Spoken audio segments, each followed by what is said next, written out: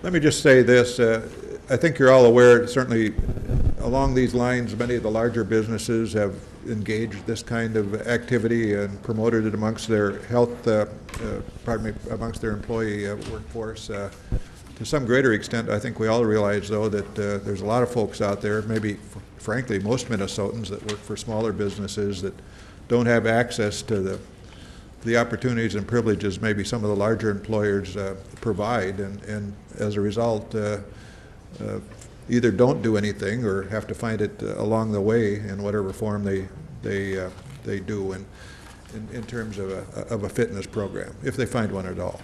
And so this bill, Madam Chair and members, attempts to get at that, to really, I think, provide an opportunity, a almost systematic approach across our state for employers to engage their employees in some sort of a wellness program. If the employee wants to do that, there's certainly obligations.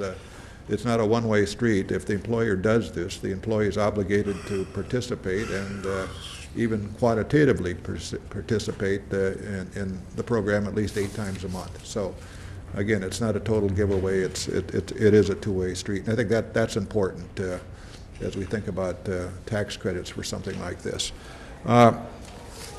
Madam Chair, you know, a healthy state is a productive state. A productive state is a prosperous state. And as we think about a prosperous Minnesota, and we all know that we're known for our productivity, but I think we can squeeze that apple even a little bit further with a healthy workforce. And I think this takes us down that road.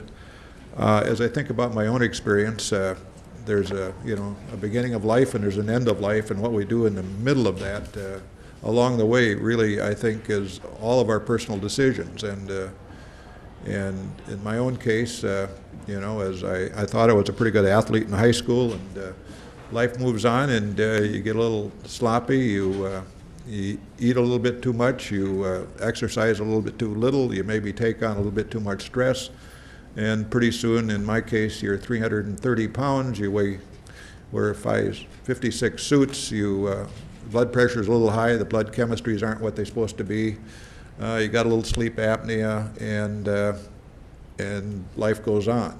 And you don't kind of realize it, I don't think, until you maybe have your own personal epiphany or awakening, and you start to do that. And you realize life's really, in the end, all about health and happiness. And if you ever had an opportunity to work for Mayo Clinic, as I did, you realize fully that all you need to do is walk the halls and realize health is really everything. It doesn't matter how much money you have, et cetera, et cetera. Health, in the end, is really everything, and that's what's really important in life. So as we go forth, many of us in that 63% factor already and continue to be obese. I guess that's it. 63% of people are obese. I'm one of them. But we're working on it, and we're trying to get there.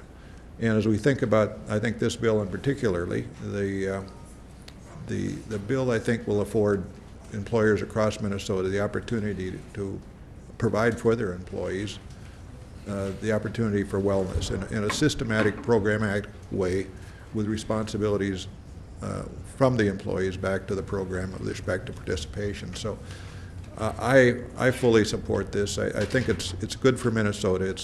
It can, I think, make our Minnesota, if you will, a state that stands tall amongst other states from the standpoint of health and wellness. And as you consider the past conversation you just had on the previous bill, and I'm sitting here thinking, you know what, a lot of these things maybe we wouldn't have to worry about at least as much if we had a more healthy society. We shouldn't be in some of these situations in the first place, but for the fact that all of us go down a journey in life that's sometimes not as healthy as it could be.